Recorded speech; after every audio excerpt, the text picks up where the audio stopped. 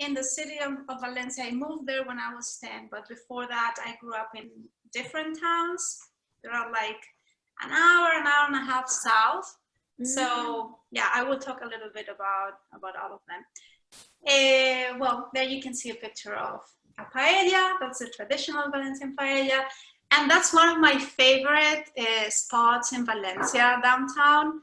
Chris and Crystal, I'm sure you remember because we stayed very close. That's the Cathedral of Valencia, and it's a beautiful square with lots of restaurants and a very nice pedestrian area. It's one of my favorite places when I go there. John, you mentioned architecture in Spain. You'd love that cathedral especially because they have different facades of the cathedral from different eras. So there's a romantic facade, there's a Gothic facade. All you have to do is just walk around the corner to see this different century of architecture. It's beautiful. So yeah, they built it over different centuries. And also it started as romantic, then they did the Gothic. That's the Gothic entrance that you can see there. And then on the other side, you have the Baroque facade. It's beautiful. Well, let's go. Oh, I think, oh, there we go. Yep. So this is where I grew up. This is my parents' town, Villena. It's a little bit like an hour and a half south, and it's not right on the coast, but not too far from the coast, as you can see on the map there. It's not a very exciting town. Andy was there. There's not much to do. It's not too big, but there is a beautiful castle that was actually built by the Muslims in the 12th century. You can see it there. That's a picture of the town. And well, the people from Villena are very, very proud of this castle, the Atalaya Castle. And it was a very important stronghold, a very important fortress in the Islamic Emirate of Iberia.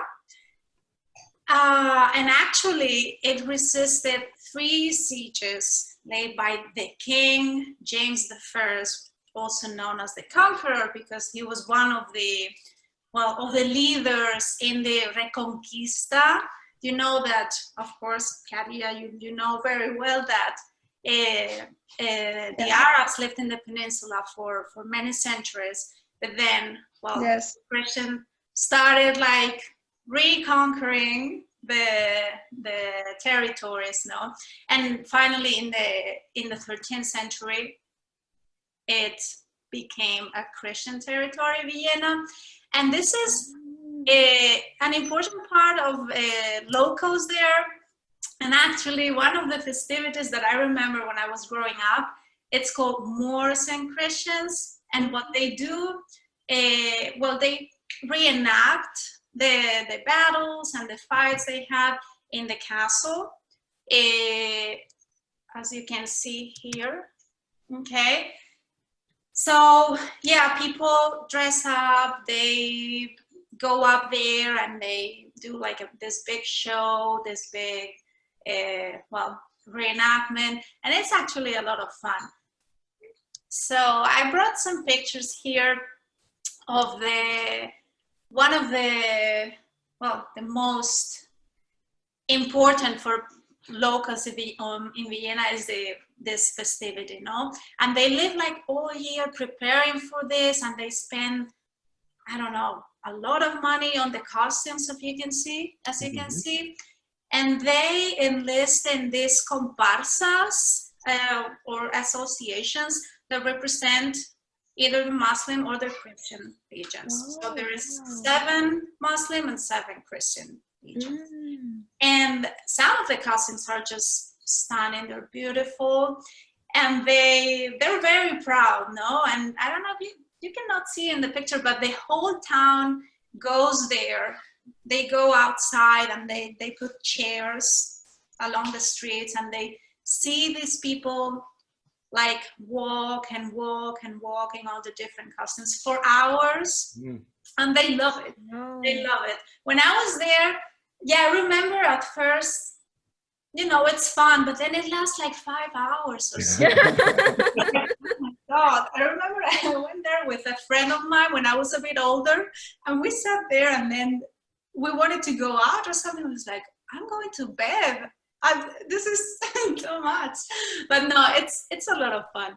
And well, besides all the parades, as I said, there's fireworks every day by the castle, which is beautiful. Lots of music and party. And they also make, well, different foods. One of the most typical food from Vienna is this that I know it doesn't look very good at all. And it's a very humble dish, but I love it. It's called gatamiga.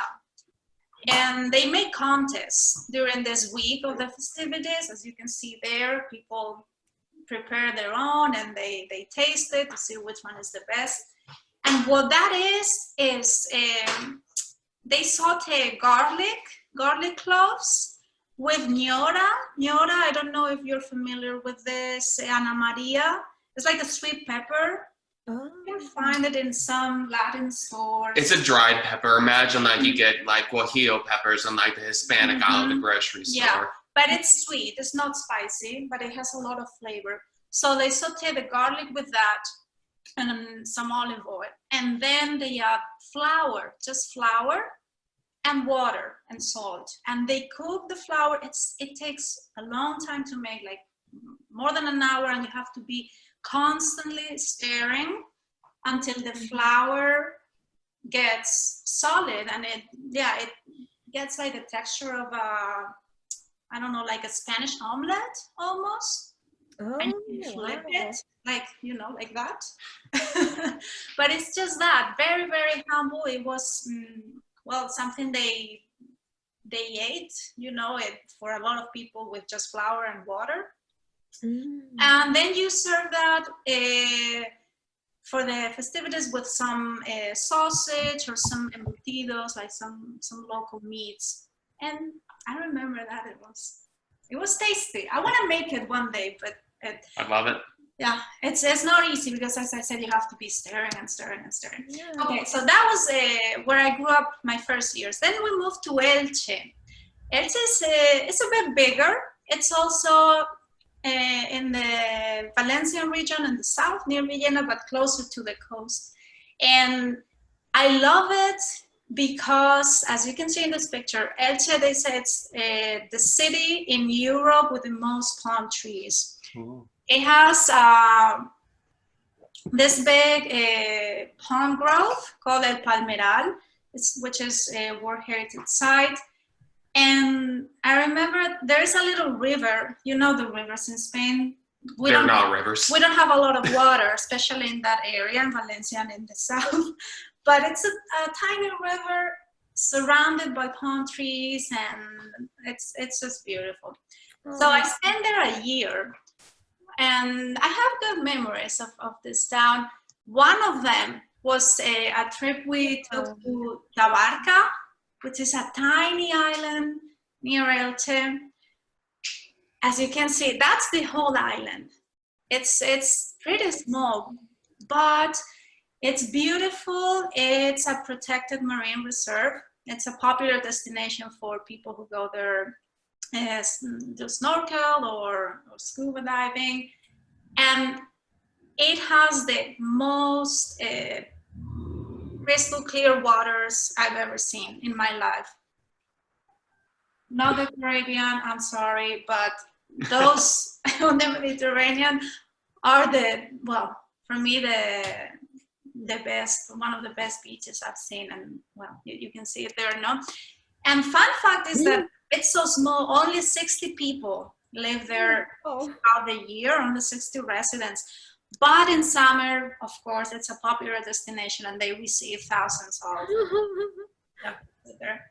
So yeah, Andy hasn't been there, but hopefully next time we go, I want to take you there. And then we moved to Valencia, okay? When I was 10. And you can see there, Valencia is not far away, right on the coast, on the east coast, the Mediterranean coast of Spain. And this is the birthplace of paella. That's Valencian claim, at least Valencians claim it was born there. And well, I could spend hours and I could, I don't know, prepare very, very long PowerPoint presentation, but I don't want to bore you with all of that. So I just Oh, this is fascinating. I just chose some highlights, my favorite places in Valencia.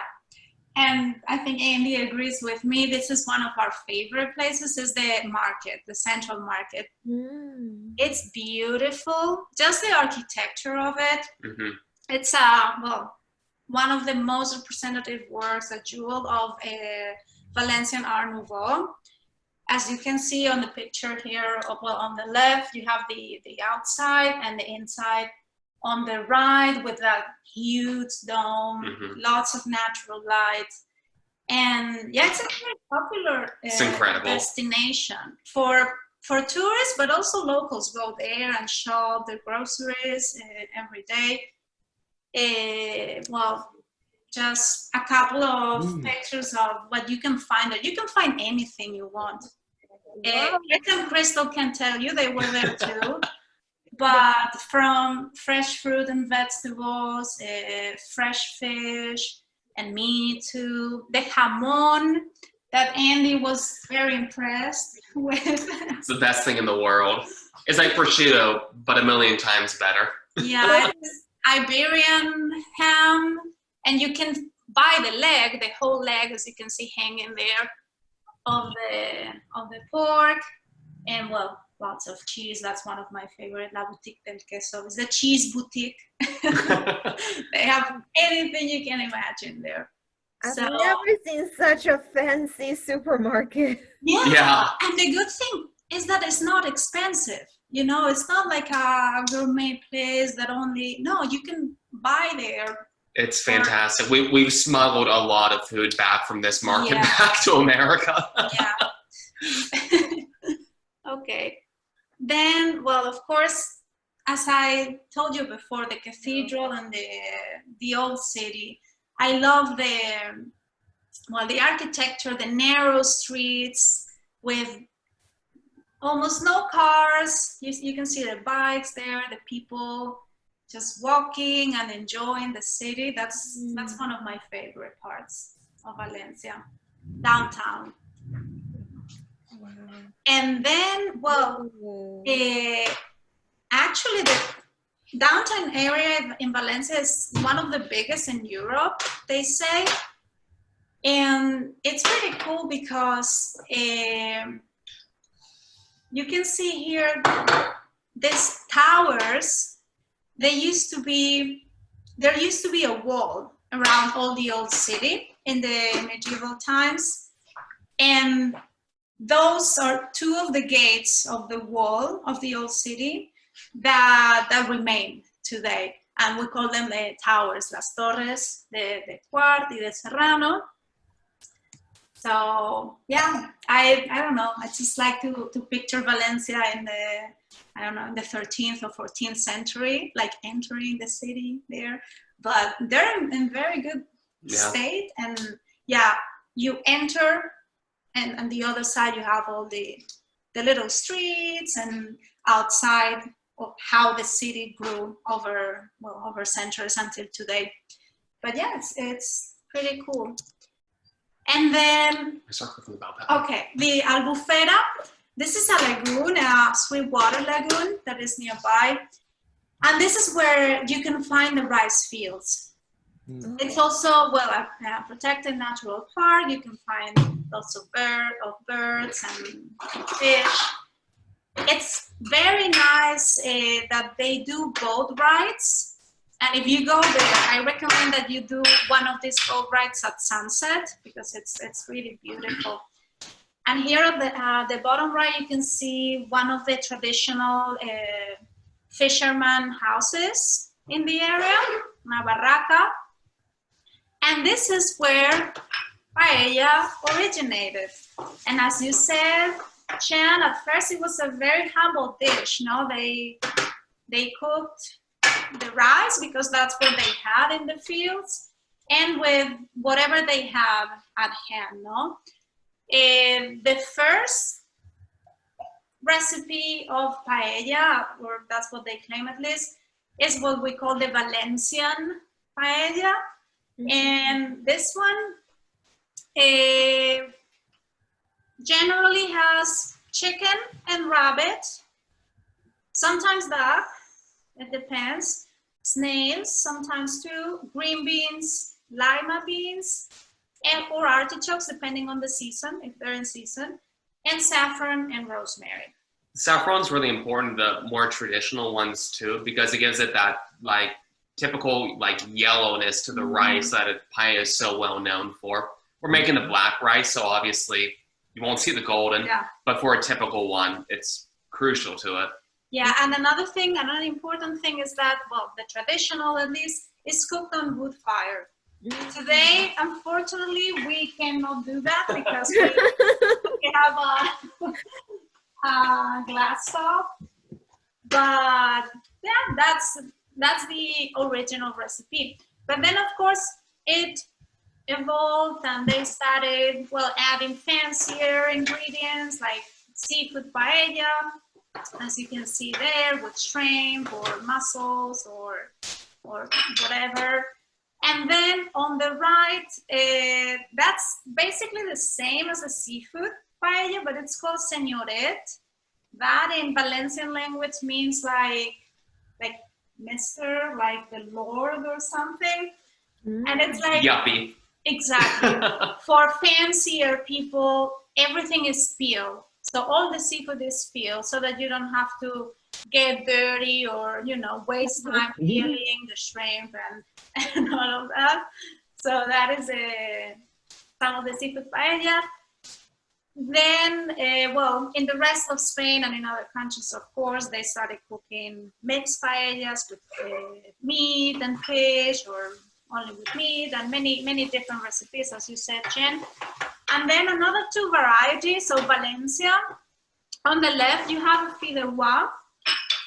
Fideuà is pretty much a paella too. It's usually seafood as well, but it's cooked with noodles, like with angel hair short noodles. It's also good, a bit different. And then on the right, arroz al horno. This is rice cooked in the oven, okay? And instead of being cooked in the traditional pan, like paella pan that you see on the left, this one is cooked in a terracotta pot, and it's all done in the oven, not on the stove top. And this is more of a winter dish, I would say. It has lots of garlic, some potatoes, tomato, or ribs, chickpeas, and a blood sausage. The black thing that you can see there is blood sausage. That's the only thing I haven't been able to find here in the US from Spain. Oh, I thought it's muscle. I didn't realize it's sausage. Yeah. It's this blood sausage, and is not a fan of it. It's not my favorite. Yeah, because it's literally, well, blood. Yeah. Yeah, the pork, but I don't know. It's every now and then it's good. And then try the meat slab occasionally. Then this is what I'm gonna make tonight. We're gonna make the arroz negro, black rice. It's not that the rice is black per se, it's just regular rice, but it's cooked with a cuttlefish ink or with squid ink. And it's a seafood paella, but with, you cook the rice with the ink. You dissolve that in the stock, in the fish stock. And it cooks and it gets that dark color at the end. It's very, very tasty. Because it's like the ink highlights, it enhances the seafood flavors, and then you serve it with aioli on top, and it's just delicious. So it's delicious. Yeah, this is what we're gonna make. I hope you like it, and that's all I have for today. So thank you so much. If you have any questions or comments, please go ahead. So one question. Yeah. Your hometown is Vienna? Yeah, well, that's where I lived until I was 9. And then we moved to Elche, and then we moved to Valencia. So And- yeah, you could say Vienna is where I spent my early childhood. So I just And want, I lived in Valencia. so the capital of Austria is Vienna. Do you pronounce that the same way or a little different? A little bit different. Vienna is like the L's, the two L's, Vienna, whereas Vienna, and the capital of Austria, doesn't have that. It's very similar, but Vienna. John, I had the same issue. She kept saying Vienna, and I was like, I thought you were Spanish. Yeah, Yeah. no. So yeah, just a little bit more of a yeah. Esther, I also have a question. Oh, sorry, Miss Crystal, you have a question. You go first.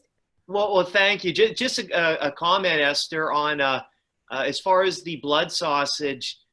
My mom, Andy, your Bubba, there's a place in McKeesport that Bubba would always want to get it. It's called, she's Slovakian. It's a Horka. And there is a place where you can get fresh blood sausage. So if you want some, I can pick up some, and we can maybe do that. Oh, there you go. So you had a question, Chen? Oh, yeah. So about the food cookout, I'm just curious, how does that work? Like, does the whole town just swoop in and take a bite, and it's like, then vote? Or how does that work? Like, everyone cook a dish, and how do you decide which is the best dish? Do you mean these contests they make? Yeah, the contest you showed us. You said every year there will be food contest. Yeah, well, it's not like the whole town, but these associations where the people in this, they also do that during the day before the parades. And there's like, I don't know, 30 people. And then there is like a jury, and they try all of the different ones, and they say, oh, you win, you know? How do you get selected to be? And they do that with the Gatamiga, with this flower thing, and they do that in Valencia too, during the festivity of Valencia, Las Fallas. I didn't talk about that, but yeah, I didn't have time. But anyways, this is a festivity where they build very nice wooden monuments on the streets, and then they burn them. I don't know if you heard about it, which is like, it's March 19th, and it like symbolizes a new cycle, no? The beginning of the spring, the end of winter, and they also cook paellas, like huge paellas in the streets. They closed down the streets and put like wood fires in the middle of the street to put giant like, 20-person pans on, and these associations of paelleros, So how can we be selected to be the jury and just, have free food? I don't know how they do that. I've never been in one of these, but I know you can go there and you can eat in the street, and it's a lot of fun. Oh, that's so What cool. about the pepper? Do you want me to show? Yes. Now we're starting with the paella, so we're gonna tell you a little bit what we're doing. Yeah. We can start with the video in a second. So what we're doing is starting with the base, and it's salmorreta.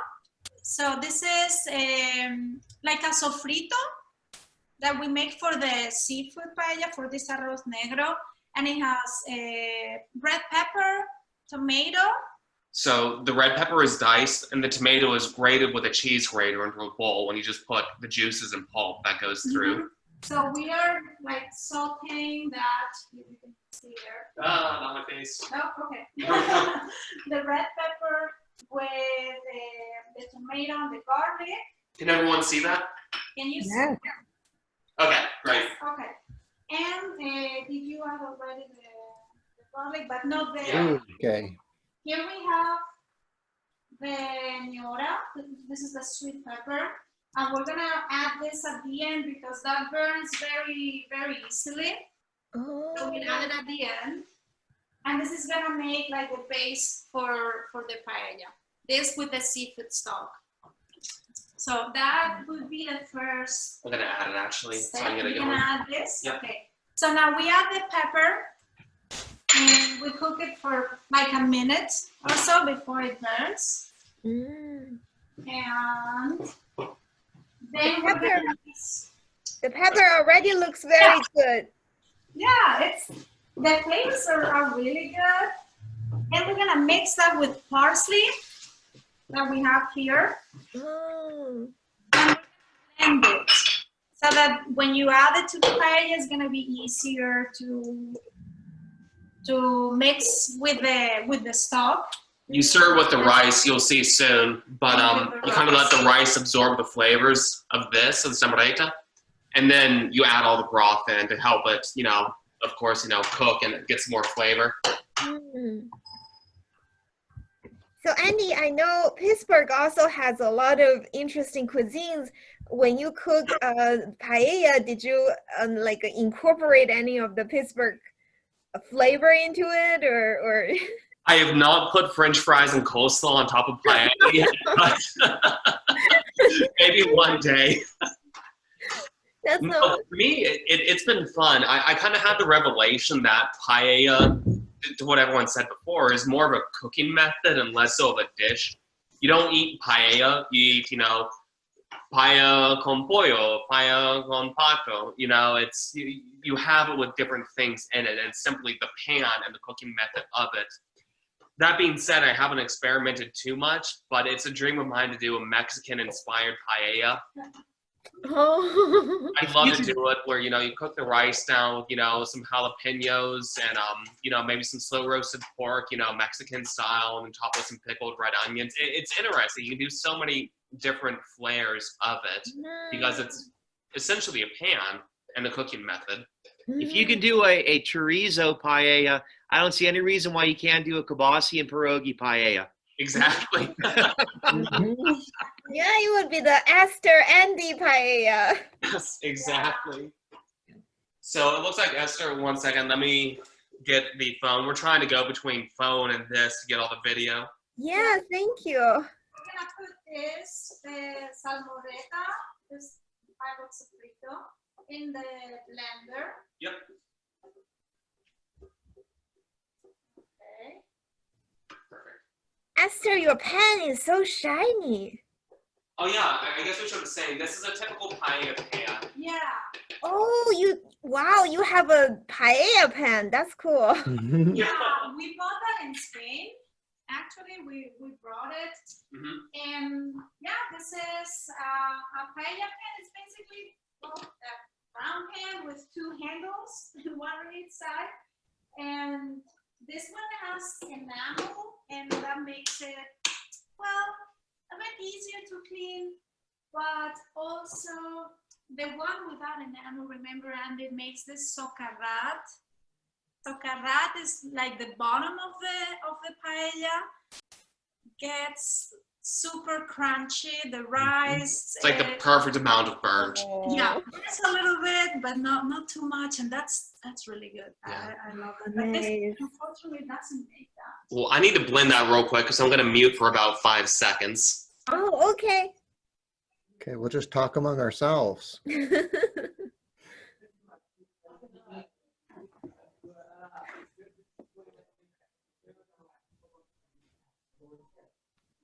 I can feel the blending going on. Crystal, I was going to ask if you've ever tried the Penn State meat slab as well for the blood sausage. All right, hold on. I can't remember that, but my husband might know a little bit more. A what? From Penn State, a Penn Penn State State meat meat slab for blood the blood sausage. sausage. Occasionally requested Yeah, I it never for got it. this. We know of it. We never got it. Oh, the Penn State Meat Lab. Yeah. Yeah, we haven't gone, but I've heard of it. I don't know, but it gets me a little nervous getting my meat from a meat laboratory. I don't know. What will we put in now? Okay. Fish? Yeah. So now, can you bring the? Yep. Just to show So what we now have, you can't see too well. Samarita? Yeah, it doesn't look very appealing, but it's very flavorful.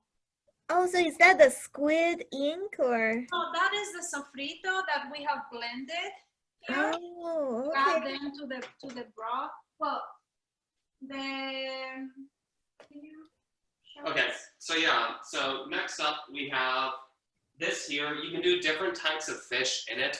This specifically, we used monkfish. Mm. It's a lot of times there's swordfish, but we found we like monkfish. To be honest, it's a good bit cheaper and we like the flavor Yeah. more. Yeah, traditionally it's swordfish or any other fish, but we've tried scallops too here. Yeah. Because sometimes it's easier to find and they're really good too. So any white fish, and we have some shrimp, and we have it peeled because we are also lazy Yeah. yuppies.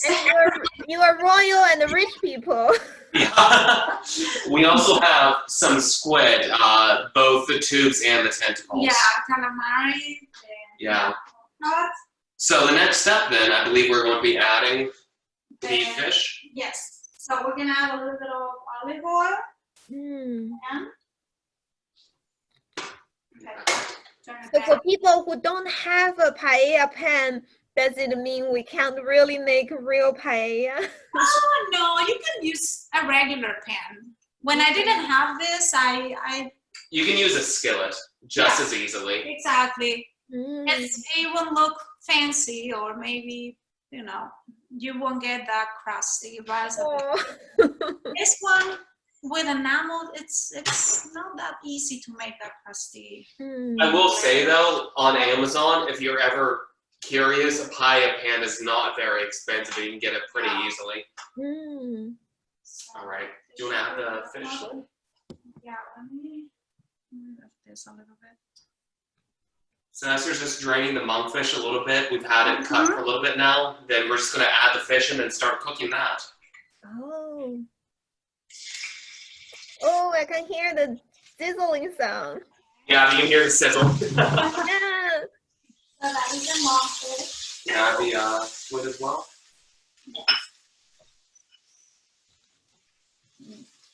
So Andy, are you going to overnight ship it to your parents tonight? Yeah. Drive out to St. Cloud. We'll get you guys a nice dinner. So you just start by putting down the fish in the paella pan. This is nice because it helps start building the flavor. Mm. You get a little bit of burn, a little bit of stick to there, and then it just keeps building and building and building. Mhm. I think Miss Crystal was trying to say something. I was just saying they're making our favorite version of paella. The black ink is one of our favorites. I really like it. It's very, very flavorful. Yeah, so we have here, if you can see, I'm sorry the lighting's not fantastic. We have a jar. We got this on Amazon, but it's quite literally just ink. Yeah. If you look inside, I mean, it's as black could be. Yeah. This is cuttlefish ink. So I don't know if you've ever seen them, but calamari or cuttlefish, they have like a little bag with this liquid that looks like ink. It's obviously it's not ink like a pen ink, but it's very very flavorful, very sea. It tastes like the ocean. Yeah, it's like the ocean. Oh. So yeah, we're gonna cook this for a little bit. The fish and the calamari. Do we reserve it afterwards? And no, we're gonna add everything in there. So we're gonna cook that for a minute or two. Then we adding back in the samarita that we talked about, which is just the pureed, sweated down bell pepper and garlic and the pepper, the other pepper, Añora. pasilla. Yeah, Pasilla, yeah.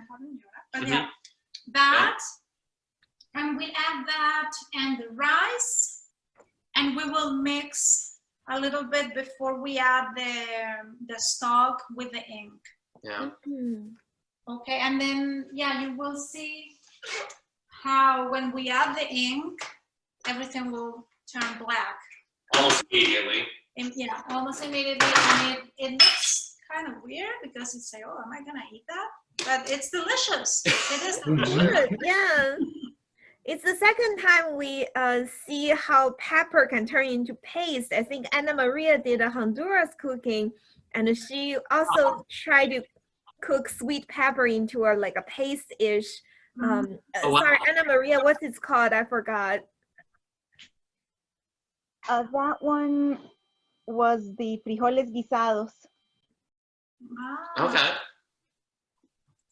Very Yeah, good. Different countries in Central America sometimes have the same name but prepared quite differently. Okay. Yeah, that's one of the things we loved about moving to State College is just such the international community here and just learning about just from where everyone has come from. It's for such a small town, it's so diverse. Yeah. Oh, so it's Pittsburgh. Pittsburgh has like a large immigrant community, and that's really amazing. It really does. Yeah, I'm my family, we come from, like the 30s, 40s when a lot of East Europeans came over. My heritage is more Croatian, Slovakian. So you saw that big wave whenever the steel mills were popular in Pittsburgh, where it's, hey, I'm wanting to get out of Europe, and at the time, Croatia and Slovakia were very poor countries that they moved over because that's where the jobs were, opposed, New York City or Washington, D.C. in any capacity, the blue-collar jobs. But since then, it's, really expanded as well because it's really just a vibrant community. It had, some difficulties in the 70s, but it's really come out as, one of the top cities in America. Things to do and the culture and the cuisine. That's beautiful. Yeah. And Esther, I wonder if it also reminds you of your city a little bit because there's so much water in Pittsburgh with 3 rivers coming in. Yeah, it's not the ocean, not the sea, but it's water. I like 3 rivers, so Yeah. we can't complain. Yeah. Okay, so this is cooking. This still has a little bit of water. Yeah, let me bring that over. So there's still a good bit of liquid in it. We want some of that too Oh, wow. before we add it. yeah. So we're gonna let it go for about another minute or so before we add in the saborita. We'll cook that for a minute or so, and then we start adding in the rice to toast it, kind of incorporate the flavors, and then we'll start putting in the broth. Yes. So the broth, I'm gonna. How do you do this? Tap it and then hit start video. Down bottom left. Okay. Yeah. Okay. So here we have the stock, Do you want which to add in? yeah, no. Okay. Oh, the ink? Yeah. Go for it.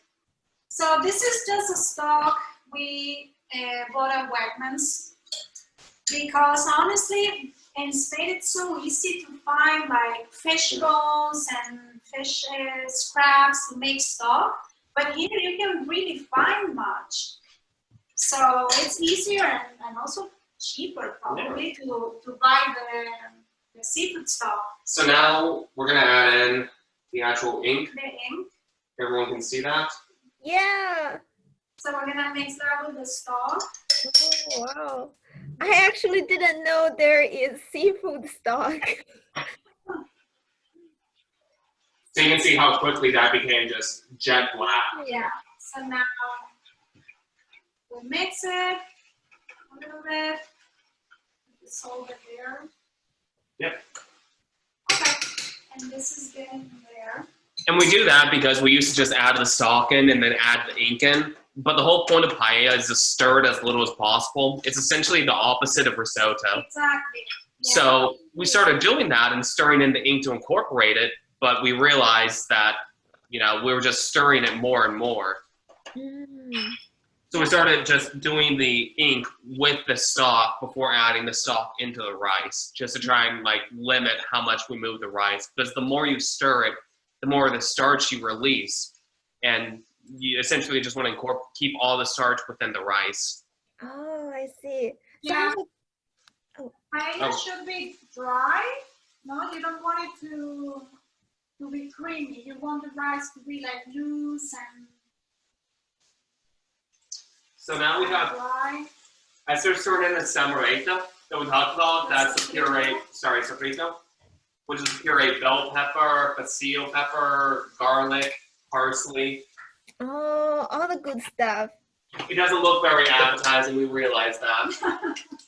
But it's very tasty. And I'm gonna mix in the rice too. Mm. Oh, you mix rice like that. I see. Yeah, so we're gonna mix it in. We talked about not stirring it, but once you start incorporating some liquids, when the starch becomes really released. So what we're doing now is to try and toast some of the flavors into just the pure sofrito. Oh, wow. It's popping. It's very high. Did you turn it down some? I've turned it down some, yes. Yeah. Well, it sounds like we're gonna have some socarrat after all. Yeah. You want to start adding in some liquid? Yeah, we're gonna add the liquid. Ready for me? Yes. Okay. So we're gonna add in the liquid. Yeah, everything's happening so fast now. Whoa. As you can see, completely black. As everything disappears. Yeah. Mhm. So now you just make sure it's well distributed in the pan. Kind of even it out on the top and make sure it's distributed, yeah. But then you don't want to stir it, really. Oh. Because as we said, we don't want the rice to release the starch. So it's the cooking method is the opposite of our risotto, as Andy said. No, the risotto, you keep stirring and adding the wine, and you want it creamy. You want the starch to release. But here you don't want to do that. And I'm gonna turn it up. I'm gonna turn the heat up because it has to boil for the first like 8 to 10 minutes. Similar as you can imagine on a wood fire, there's not really much temperature control. It's just hot or hot. Yeah. And then I will turn it down some to medium to low heat. But yeah, it's a challenge to make paella on a stovetop like this because it's difficult to get the heat like even on the paella, no? So well, we'll see. But we manage. Yeah. Have a place to do it, over fire. That would be better. But no, it is what it is. Yeah, but it looks so cool. And I like the fact that it doesn't need to be stirred too much. No, Not at all. not at all. Yeah. Yeah, so we're just gonna let it cook for a little bit. Does anyone have any questions about Spain in general or paella or how we're making this? I know I do, but I want to see if I want to give everyone else a chance to ask, so I'm not dominating the questions. Or comments, or if you make it too in your country. I don't know. Ana Maria, yeah. You said there were a list of pretty much forbidden items in paella. I wonder what they are. The forbidden items. Yeah, Well- the ones you never want for traditional. Chorizo. But it's fantastic. I haven't tried it, but I'm sure it will be good. But in general, in Valencia, and I would say that also in Spain, in the rest of Spain, they say, "Oh, chorizo, paella, no." That would be it. Or I don't know, for example, what else, Andy? Like zucchini, I don't know, some vegetables you don't put in paella. Essentially, Or, food that's not native to Spain is just unthinkable to add it. I guess, yeah. Ana Maria, I think your homework is to come up with a list of things, and then Esther can say yes, no, no, yes, yes. But yeah, I don't know if they make it. And you're from Honduras, Ana Maria? Yeah, my mom They is. make paella there? I don't think so. Mom? No? Not that I know of. Okay. I don't know if mom can hear me right now because she's on too. No, we don't have it in Honduras. I heard. No? Okay. No, we don't have paella. We make it because you make it, and we were conquered by Spanish, Spain, so, Yeah. but it's not ours. Yeah, okay. But you still make it, no? Oh, yeah. And Restaurants, not really at home. not But really in at home. restaurants. Okay. And do you make it with meat or with fish or both or With seafood. with seafood more? Okay. Okay. Yeah, I like seafood. Well, I like both, but I don't know. I love seafood so much. That's my favorite. Yeah, it's quickly become ours. We've done a few variations. We've done, of course, like the chicken and rabbit before, and a new favorite of ours has been doing a lamb paella with like some green beans and asparagus and rosemary. And Wow. You Yeah, wanna- so Yeah. So, well, there it is, starting to cook. oh yeah.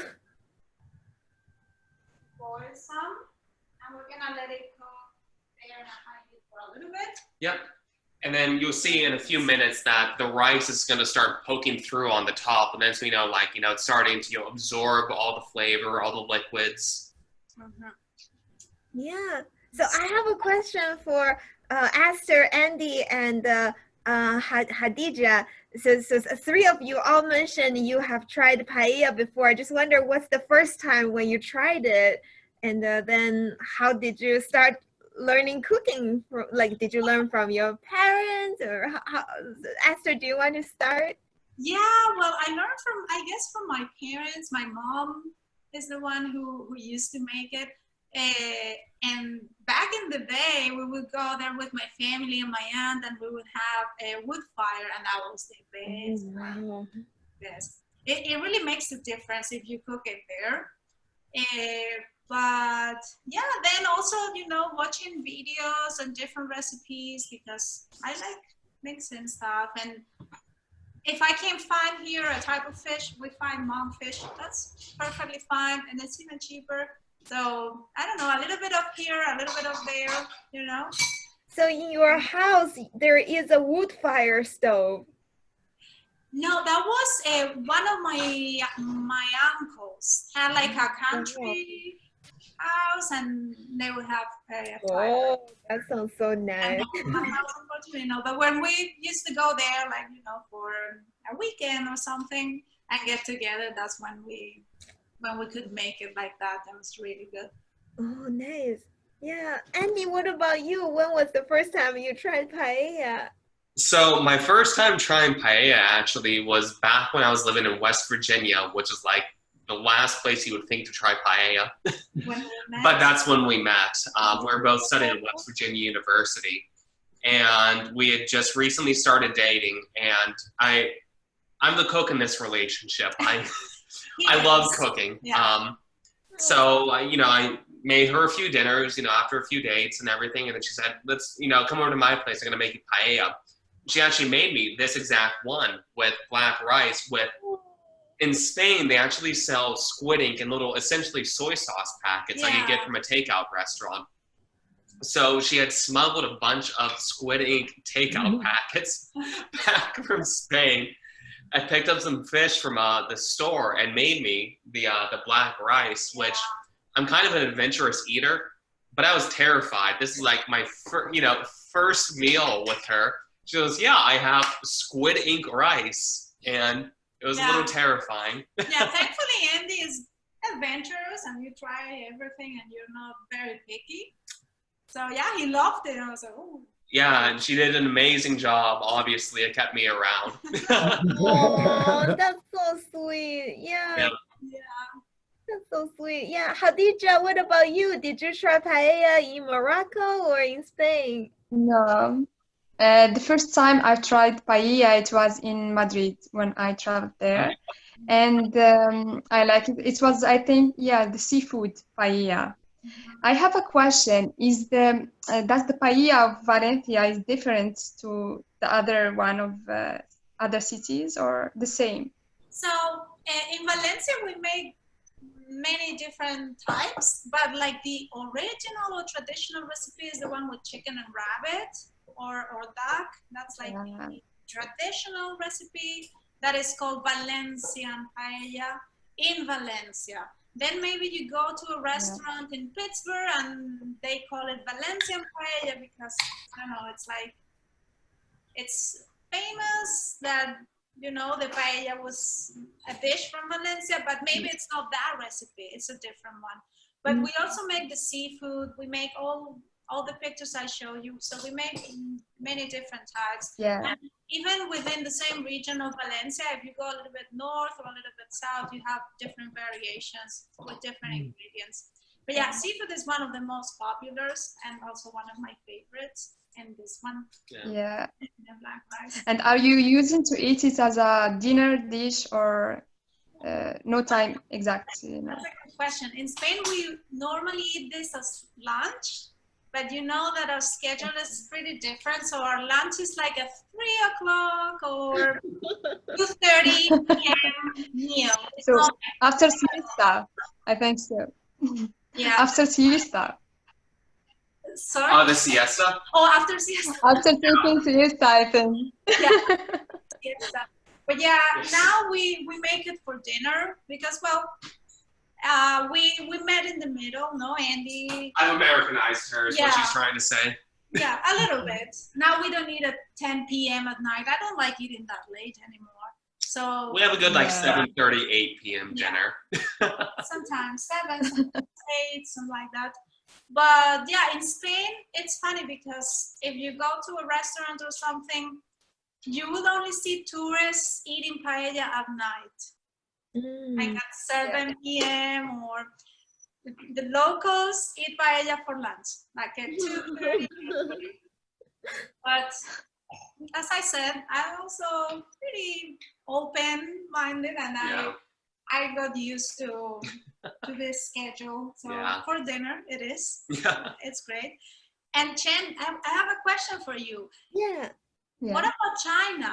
Is that paella popular there at all, or not? So I don't know if it's the same thing, but the rice dish is always popular. And I know I remember there is a restaurant that sells Portugal food, and it has something like similar, like the rice, because Chinese rice is always just plain white rice.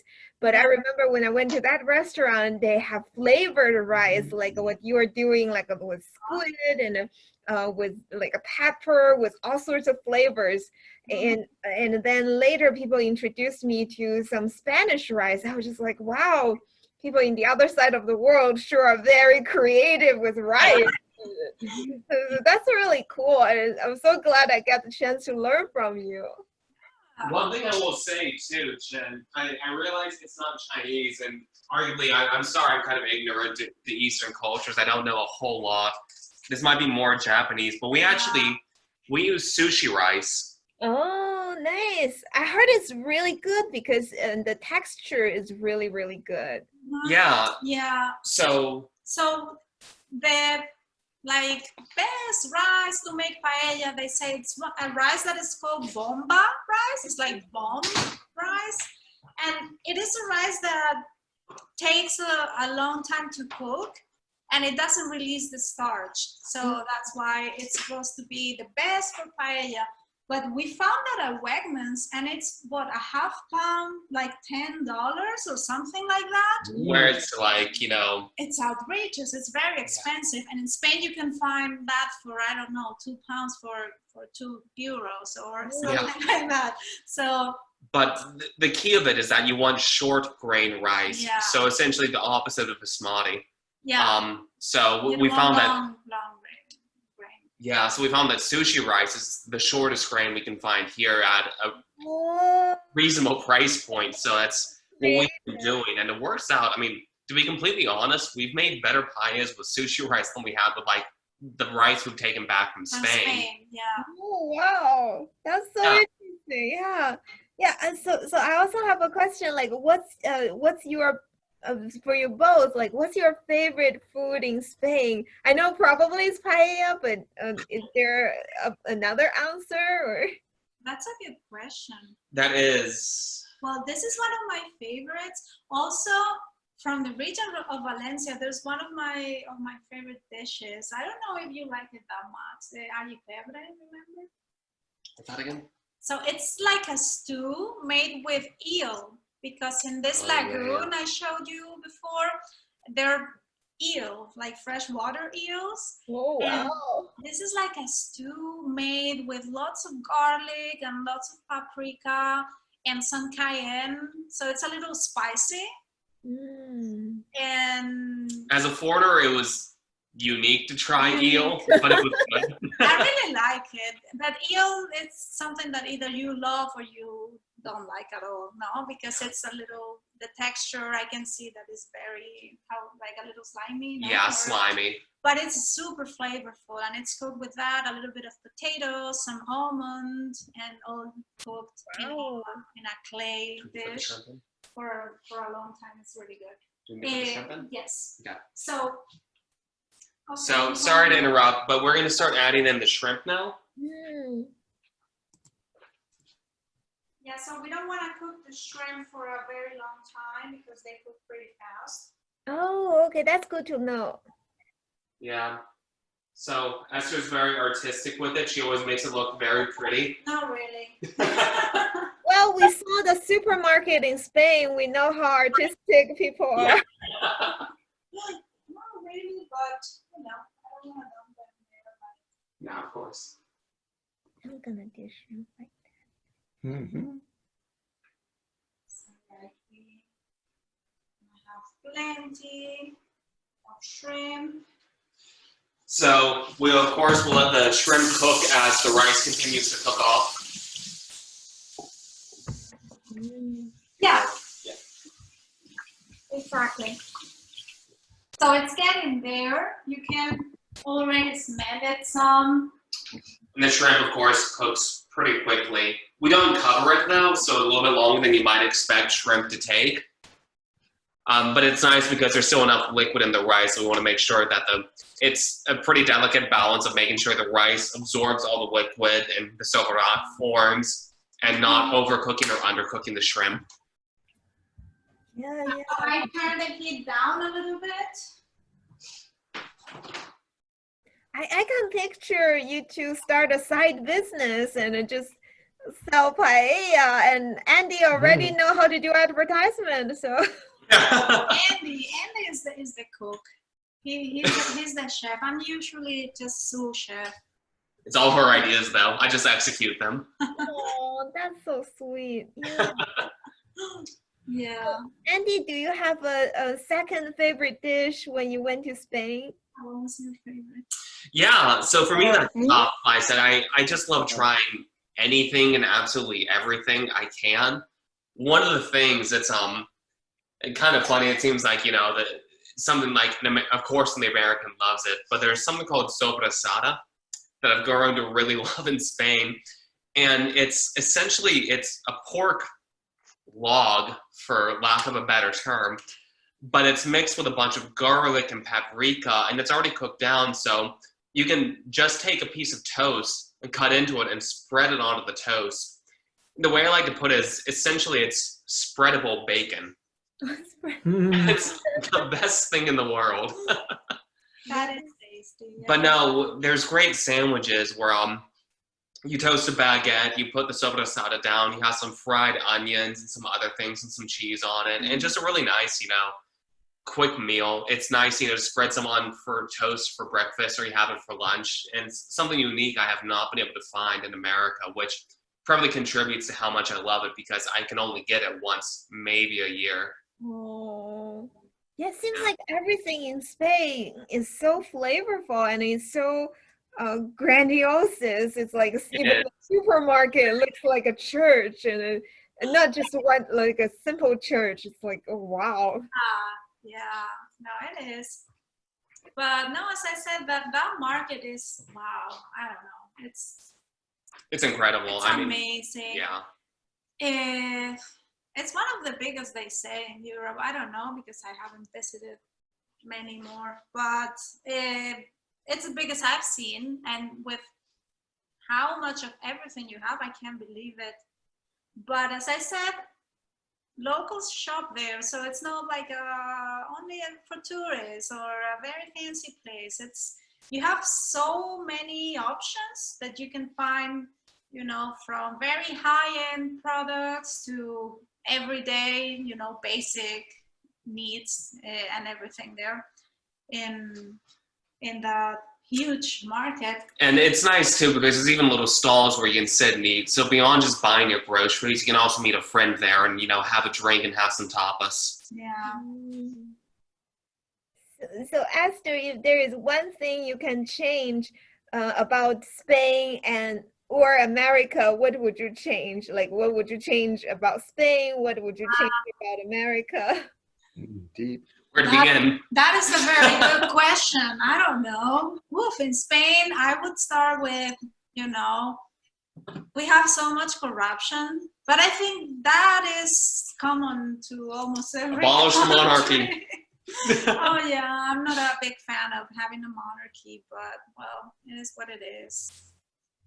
And yeah, I don't know. If only our politicians were, more honest and, they didn't steal and things like that. That would be nice if we had more. Oh, it's So- starting to. You can start to see the rice. Oh, wow. And the shrimp is starting to turn that pink that shrimp to be cooked. So it's getting there. It still has a little bit of liquid. Yeah, so yeah, you can see, some of the corners there. You still see it bubbling. So we still have a few more minutes. You can start to smell it burning a little bit, which is always concerning. It's a difficult balance of, is that good burn or bad burn? Yeah, and we'll find out when we finish. Yeah, when we start eating, we'll let you know. Because a little bit of the burn is good, but you don't want it to be completely burnt. So. And that's why it's so nice to cook on an open fire or charcoal or something, because you have the even distribution of heat, whereas on a stovetop, of course, you have the middle is the hottest.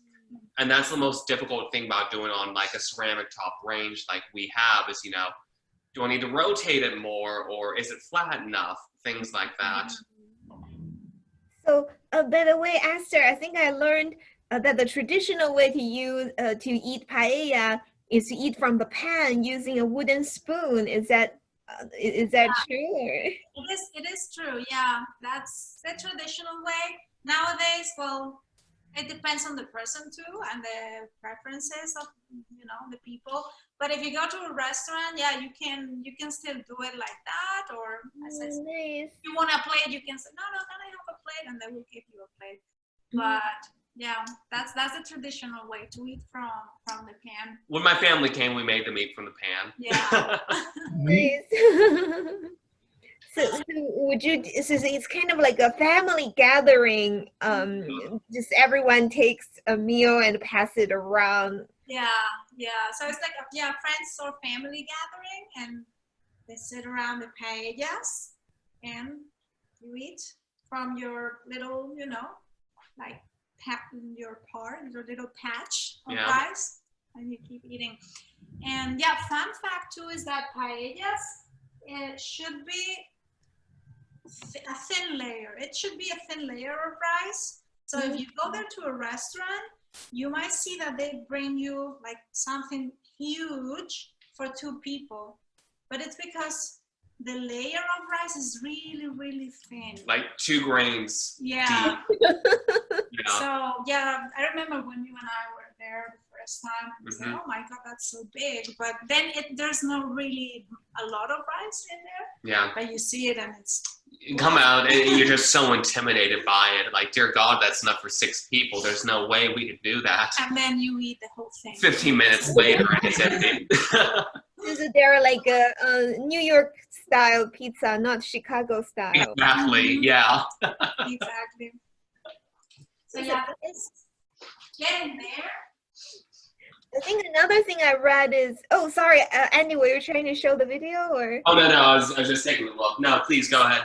Yeah, another thing I learned is paella had many legends. Like one of them is it actually means for her. So it was started by a man trying to cook for his lover. So usually, traditionally, it's the man who cook paella in the house. Right, you're right. Yeah, paella, it's like slang for her. Oh. Yeah, so I don't know about the legend too much, but that's also a very typical joke. Like you ask your mom, so what do we have today for lunch, Mom? And she says paella, which is like for her. And you reply like paella and ¿y pa' mí qué? So it's like for her and what about me? No? What about... So yeah, just a stupid joke, but That's funny. I Oh, that's so sweet. I Yeah. forgot about that. Yeah, paella. I hadn't heard that. Uh-huh. Yeah. Yeah, and I heard the paella cooking competition is also very popular in Spain, but I don't know if that's a urban legend or No, it is. It is. I've never participated in one of them. I dreamed to eat at one though. Well, in high school, I did one in high school. I don't know if that counts. And I didn't win. Oh. But yeah, we did that in high school. Yeah, I remember for like the end of year events in groups, we would cook our different paellas. And the jury were, of course, the teachers and the principal. That was fun. That was fun. Yeah. But no, they do that. In March is when we do this festivity of Las Fallas, and that's when they do that in the street all the time. So yeah, paella is like a weekend meal too. Like on Sunday or on Saturday when you have a meal with your family, or maybe you meet your uncles, your aunts, your grandmother, or whatever. Oh, nice. Like, yeah, get together and have an awesome meal. Yeah. So you want to show us Yeah, the cooking how's process? it going? It's getting there, no? Yeah, so we're getting close. Oh, yeah. Yeah. Yeah, so you can start to see the rice. There's almost no liquid bubbling through yet. Mm-hmm. Yeah, it's cooking really fast. Yeah, and like I said, it's so difficult because you can definitely smell. It smells like any other dish of like, oh my god, it's burning. And there's that difficulty to not stir it. It goes against everything you're taught, at least here in America in regards to cooking. Like, oh my god, it smells burnt, stir it. Yeah. So Andy, when did you introduce this dish to your parents? Should I ask your parents directly or? Yeah, do you guys want to? I think you guys know the answer. Yeah, You want do to talk you to it? remember? I'm not sure. I think it was when I came up for my my one birthday dinner, and you made me the paella, and we ate it on your screen porch. Remember that with the Yeah. hot salad and everything? Like 3 years ago or 4 years ago, maybe? About yeah. Has it been that long? Yeah, it's hard to believe, but I remember it was a perfect night. It was a cool October evening in mid-October, and eating out on a screen porch. I thought it was fantastic. Oh. Yeah, and it's actually become a tradition in my family now, so my family's been volunteering at a church in Pittsburgh for the past, Mom and Dad, 7 years? This will be year number 8. Year number 8, where we cook Thanksgiving for, my God, a few hundred people now. It's 500 meals now. Yeah, around Pittsburgh for some people, just Thanksgiving not able to. So by the time we do that, we're absolutely exhausted at the end of the day. So on Black Friday, we make paella, and we have Thanksgiving paella now for my family. It's been going for about 5 years now, where it's just a tradition, and it's a nice blend of culture. Oh, that's so sweet. Yeah. Yeah, on Black Friday. So it's eating dinner. Do you want to let it sit for a little bit? Yeah. Yeah, turn it off. Yeah, turn it off there. Yeah, okay, so we turn it off. Now we're gonna let it rest for a little bit before we... Yep, so we still have it on the burner. We're gonna let it just rest for a little bit. But you can see the rice coming through, and it's, no liquid left. So, yeah, then we're gonna eat it with some aioli that we have here. Babe, do you wanna show it? I don't know if you can see very well. Yeah, we can see it.